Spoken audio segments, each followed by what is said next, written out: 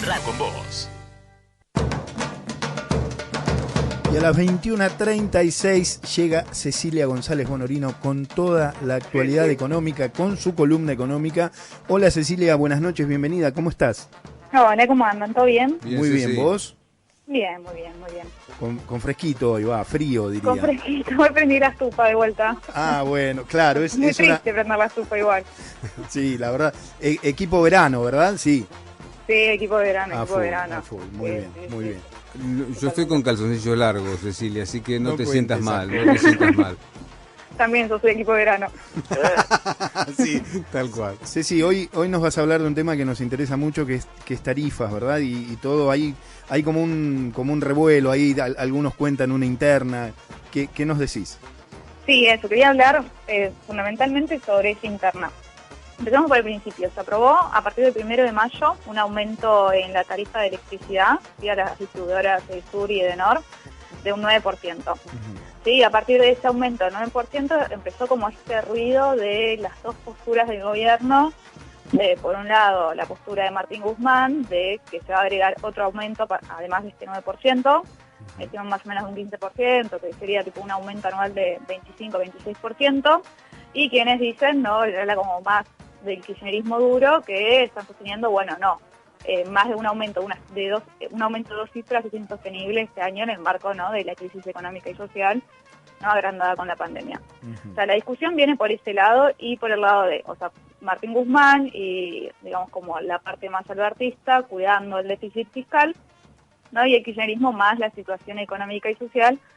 Ambas políticas tienen impacto, ¿no?, y eso es lo difícil de medir, ¿no?, en la situación y en la reactivación de la economía, ¿no? Pues si vos aumentás el déficit fiscal, tenés una mayor emisión monetaria, pues tenés una inflación que te contribuya, ¿no?, a la crisis económica, pero a la vez un aumento en las tarifas implica menor poder adquisitivo y eso también te genera un impacto negativo en la economía. Claro. Perdón, Ceci, de todas maneras el déficit, hubo superávit este mes, tengo entendido. Bueno, y eso era un poquito de lo que quería hablar. Bien. Primero, como para contextualizarlo y antes de empezar en eso, ¿no? Como Bien. Hoy nosotros, estos subsidios económicos, hoy un usuario residencial, nos concentramos en los usuarios residenciales nada más, tipo en la persona común, no paga la tarifa total. ¿Sí? Hoy está pagando, antes de este aumento del 9%, más o menos el 40% del costo de la energía. Con el aumento del 9% va a pagar el 45% del costo de la energía. En 2019 pagábamos el 65%. Estamos muy alejados de lo que había sido la política tarifaria del kirchnerismo, que pagamos solo el 10% del costo de la energía. ¿Sí? No hay mucha diferencia. Esa diferencia en el costo de la energía es lo que paga el Estado. ¿Qué vino pasando, no? Aumenta el tipo de cambio, aumenta el precio del petróleo con el que se produce la energía, entonces aumentan los costos, tanto para las distribuidoras y a las que se le concede el aumento, como para el Estado, porque tiene que también compensar esos subsidios económicos. Pero ¿qué pasa? Y todo esto claramente impacta en el presupuesto. Lo que había dicho Guzmán era que quería sostener el impacto, ¿sí?, de los subsidios, de todos los subsidios económicos, pero principalmente el que más impacta es la política de electricidad, ¿sí?, la formulación y ejecución de política eléctrica, en el PBI, ¿sí? Más o menos que ronda en 1,7%. Con el aumento de costos, ¿sí?, Sí. se estima que el impacto va a ser, en vez del 1,7, un 2%. Pero ¿qué pasa? El Instituto Argentino de Análisis Fiscal, IARAF, ¿sí?, hizo una estimación hace poquito sobre el déficit primario previsto para este año. En el presupuesto de 2021 se preveía un déficit primario, es decir, sin los intereses de la deuda, del 4,2% del PBI. Sin embargo, IARAF, como ve, ¿no?, aumenta la recaudación, está reactivando la economía, la recuperación está haciendo mejor a la prevista en el presupuesto, ese presupuesto es del 2,7%. Es decir, ¿sí?, si vos tenías en el presupuesto proyectado un 4,2% y decís que vas a tener un 2,7%, más o menos tenés un margen de 1,5% del PBI para destinar a compensar, ¿no?, la crisis del COVID de 2021. Es decir, que de este 1,7 que decíamos para sostenerlo al 2%, no hay mucha diferencia. Bien. Es decir, vas a tener un 0,03% dentro de ese 1,5, no sé si nos mareé, pero digo como No. impacto no es tan grande, ¿sí?, sobre lo que sería el déficit sostener este aumento de solo el 9% durante el año. Bien.